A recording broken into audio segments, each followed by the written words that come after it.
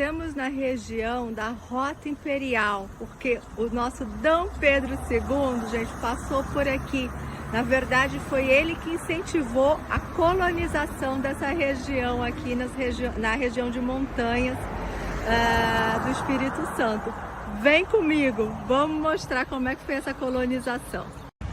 Então, como eu falei, Domingos Martins nunca esteve aqui, nunca viveu aqui. Ele nasceu em terras capixabas, mas fez sua história em Pernambuco. E quem que vivia aqui, nessa região aqui, ó, da cidade super charmosinha, na época de Domingos Martins?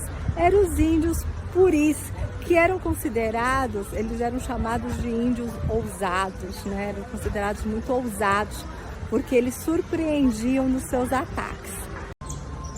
Em 1846, D. Pedro II, sentindo necessidade de colonizar essas regiões e de fazer realmente um território, né, uma unidade, porque era muito difícil governar, né, o Brasil inteiro com essas dimensões continentais, ele manda um funcionário do governo até a Europa, para a região da Alemanha.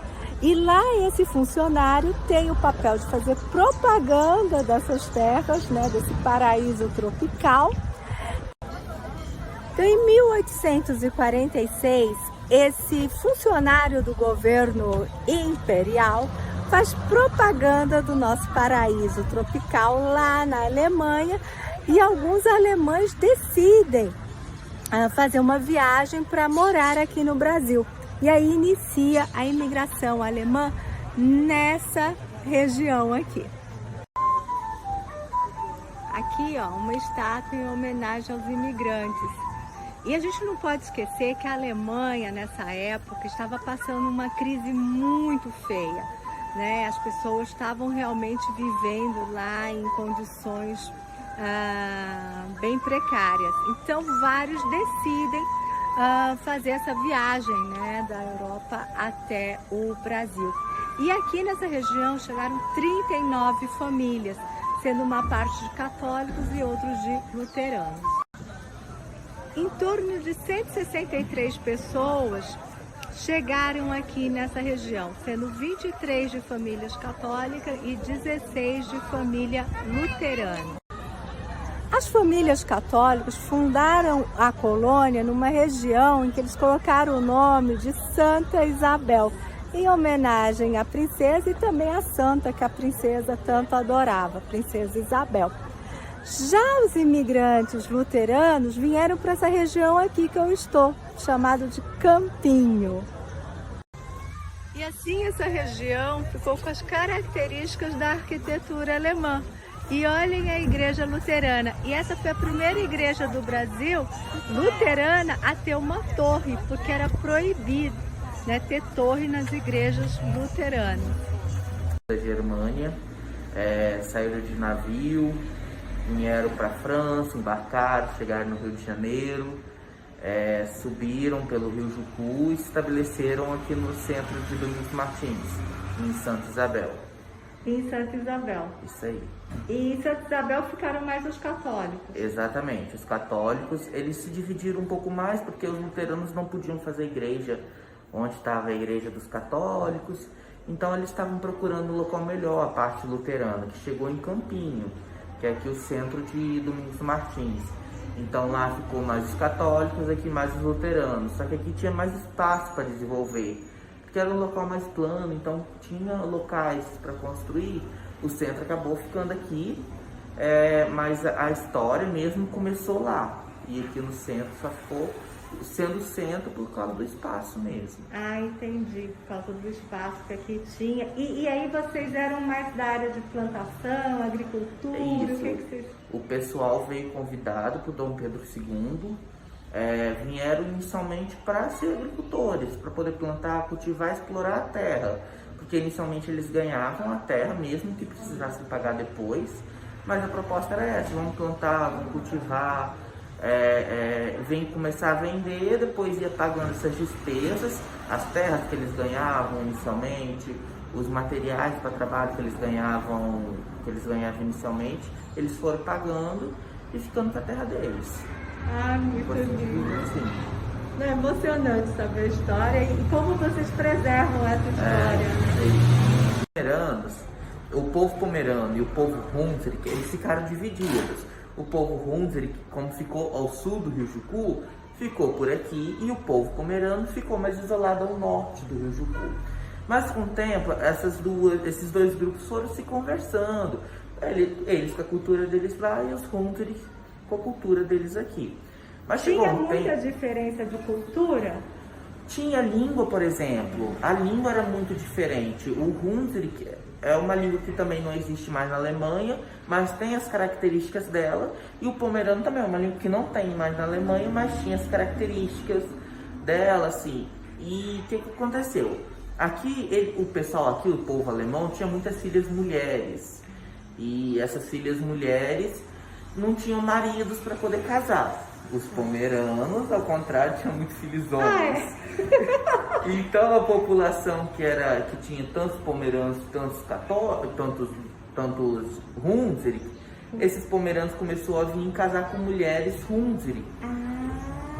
Então a população que era maioria alemã foi se tornando pomerana foi adotando o sobrenome, porque ela perdia o sobrenome dela, adotava o sobrenome do marido, que era um sobrenome pomerano, e o sobrenome dela ia deixando de existir e ia tendo mais pessoas pomeranas. Hoje tem muito pomerano no estado, no município, e menos alemães. Por causa disso, porque esses casamentos que foram acontecendo, então o pessoal casava entre eles. Ai, que interessante! E os alemães, vamos dizer assim, eram mais meninas, né?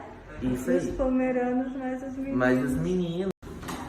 E essas meninas aqui, casando com um pomerano, elas adotavam a cultura pomerana e tinha aquela coisa de casar de preto, tudo ou não? Não. Geralmente isso era uma família muito tradicional pomerana, vinha muito da noiva, eu acredito, né? Vinha muito da mulher, o vestido preto, a vestimenta preta. Como era de família alemã, já não tinha muito essa tradição. Tanto que tem fotos de casamento em 1930, 1920, que as mulheres estão usando branco normal, exatamente por conta disso, nessa fase, esses casamentos que acontecia. Então não era uma regra, não era uma obrigação. Entendi. Então, aqui tem um mapa da Alemanha, um mapa atual. O Hunsrück, que eu falei que da onde originou minha família, outras famílias que vieram para cá, se originou, o Hunsrück era esses 3 estados daqui da Alemanha. Muitas das famílias vieram daqui, de Koblenz, e daqui de trás não entrava. Essas 2 cidades, algumas famílias vieram. Então eles pegaram o navio, foram subindo aqui pelo rio Rhin, né, o rio Reno. E depois, mais para frente, na França, eles embarcaram no navio e vieram para o Brasil. A Pomerânia, que também tem muitos pomeranos aqui no município, é esse pedacinho aqui da Alemanha que eu estou circulando. E aqui para dentro, na Polônia, ficava a região dos pomeranos, era a região da Pomerânia. E os que vieram aqui para Domingos Martins, eles saíram de onde hoje é a Polônia, das cidades aqui da Polônia, de onde vieram essas famílias. Então, na verdade, a imigração, ela segue, vamos dizer, um curso de um rio? Exatamente, a imigração, ela seguia um rio, porque era o caminho, como não tinha estradas, era o caminho deles. Os italianos, eles subiram o rio Benevente, então eles ficaram muito nessa região aqui, da região de Pedra Azul, Aracém, Domingos Martins, Venda Nova do Imigrante, aqui tá vendo, Castelo, aqui tem muito italiano. Os alemães, os Hunsrück, subiram o Rio Jucu, aqui em Vila Velha. Eles foram subindo o Rio Jucu e se estabeleceram aqui, tá vendo? Marechal Floriano, Domingos Martins, aqui fica Isabel, que é onde era a colônia de alemães. E os italianos, eles subiram o Rio Santa Maria. Os pomeranos. Os pomeranos subiram o Rio Santa Maria e ficaram muito aqui, em Santa Maria de Itibá, Santa Leopoldina. Daí eles foram subindo pelo noroeste do estado. Muito interessante. Então esse é o navio que trouxe os primeiros alemães até o Rio de Janeiro. Saíram da França, né? Isso aí. Em direção ao Rio de Janeiro. Que aventura, hein? E olhem essa foto aqui, que interessante. Lembram que ele falou pra gente que as famílias pomeranas tinham muitos meninos? Olha essa família aqui, tá vendo? Vários menininhos e uma menininha, né? E uma menininha. Então, aí que começou a mistura, porque os alemães já tinham muitas meninas, né? E os pomeranos, os meninos. Amei essa foto aqui, que representa bem isso. E aqui na Casa de Cultura, a gente tem um pouquinho dos móveis, né? Dos colonos aqui alemães. E olha como é muito voltado também para a parte musical, né? Muito forte essa parte aqui de dança, música, uma forma de manter a cultura também. Então, se fala Bauernmalerei, né? Que é uma pintura do campo, uma pintura de colono. E a característica principal dessa pintura, ela tem várias características, mas são as pinceladas que são vírgulas. Então você sempre vê o movimento da vírgula e um S. E são pinceladas únicas. Não tem retoque, né? É one stroke, né? Que é uma única pincelada. E ela surgiu na Alemanha e chegou no Brasil através da imigração alemã, né? E conseguiram preservar, né? Isso. Aí a técnica é a mesma, mas aí, como é vários artesãos, cada um desenvolveu um jeito de pintar, né? E um detalhe também que é bom falar é o número ímpar, tá vendo? Sempre 3 elementos, ó. 3 pistilos, ó. A tulipa sempre tem 3 pontas, que é a Santíssima Trindade, ó. A formação em triângulo está muito presente nesse trabalho. Tá vendo? Você consegue ver o triângulo? Tá, consigo. Verdade. E vocês usam molde ou não? Não. Não tem. É livre. É livre. Mas eu sigo essa sequência. Alguns artesãos trabalham muito com riscos. Já cria o risco e vai fazendo aquela série. Tá. Mas tem muitos de nós que trabalham sem risco e vai compondo. Porque a ideia é fazer um arranjo floral, sabe? Entendi. Tem os pássaros, tem as frutas que pode se pintar, né? A rosa, crisântemo, que foram flores que vieram com a imigração. Uma orquídea, como é tropical, não vai ter aqui. Né? Entendi. Mas interessante é que é a preservação, né? Sim. Tem uma flor que aqui a gente não pinta ainda, mas ela se chama Edelweiss. Que é uma flor que tem uma história muito bonita, que ela é típica da Alemanha, da Suíça, eu acho que é. Está muito presente também, né? Entendi. Aí ela diz a história que uma pessoa apaixonada queria dar um presente para noivo, uma coisa assim, e subiu na montanha e pegou essa flor e deu, sabe? Aí ela é muito típica lá, um ícone da cultura. E você andando pela cidade, você encontra as referências ao Bauernmalerei, né? Que é a pintura, Malerei, pintura campestre. Estamos agora no distrito de Santa Isabel. Quando teve a imigração alemã, vieram famílias alemãs luteranas e famílias alemãs católicas. E as católicas vieram para essa localidade aqui, onde fundaram a colônia de Santa Isabel. E aqui nós estamos no cemitério, que é atrás, né, da igreja de Santa Isabel, do distrito de Santa Isabel, bem atrás. E aqui tem a sepultura dos mais antigos, né, desses imigrantes mais antigos aqui. E aí, quem mais visita cemitério quando viaja? Essas são as mais antigas. É, mais antigas aqui, ó. Opa. Mas essa aqui nem a data tem, né? Ó, tem talvez não dá pra ver o do vidro, né? É. Tem não. Aqui é por causa do vidro, não dá pra ver. Essa aqui falecida em 1922.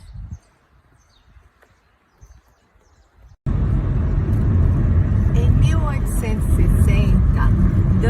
Pedro II fez esse caminho e é conhecido hoje como Rota Imperial. Ele veio conhecer, né, as colônias do Império aqui no Espírito Santo e ele ficou encantado com esse caminho. Por volta de meio-dia, Dom Pedro II passou aqui, ó, no Rio Jucu, na ponte do Rio Jucu. E ele ficou tão encantado com essas paisagens. Ele viu muitas flores por aqui e ele falou que era a menina dos olhos dele. Em 1860, quando Dom Pedro visitou aqui o município, ele tinha 35 anos de idade. 35. E ele passou uma noite aqui e ele dormiu nessa casinha. Essa foi a primeira casa construída aqui no centro da cidade. Foi a primeira daqui do centro. E ela está aqui até hoje. E pode ser visitada, não? Não pode ser visitada. Ah, tá, é particular. É particular, ali o território é particular. E Dom Pedro, ele veio para cá justamente por ele ter, assim, incentivado essa colonização? Exatamente. Como foi os primeiros colonos que veio a convite de Dom Pedro II, ele veio ver como estava sendo o progresso, se eles estavam se adaptando à região, à localidade, se eles estavam conseguindo produzir. E aqui, pessoal, é a residência onde Dom Pedro II se hospedou, ó, em 1860, quando ele veio visitar os colonos. Contam que ele não estava passando bem. Ele não estava passando bem, chegou a vomitar, e essa era a casa do diretor. E aí ele conta nos diários, né? Ele gostava muito de escrever, ele conta, né, nos diários como é que foi essa viagem. E fala que o diretor daqui da colônia recebeu muito bem, né? E tratou, teve assistência médica aqui. Só que ele ficou pouquinho tempo, ele chegou já à tarde e de madrugada ele já deixou a casa aqui e voltou em direção à Vitória. Em cima lá, né? Sim. Bem... Posso tirar uma foto? Pode. Ah, tem o sino! Tem o sino aí. Ah, que joia! Então, as paredes são bem grossas. 40, 50 centímetros, assim, mais ou menos. A prova de tudo. Oi, pessoal, eu sou a Paty, da Paty pelo Mundo BR do Brasil, e convido vocês para a gente redescobrir o nosso Brasil juntos. Vamos juntos nesse projeto de uma forma leve e descontraída. Vem comigo!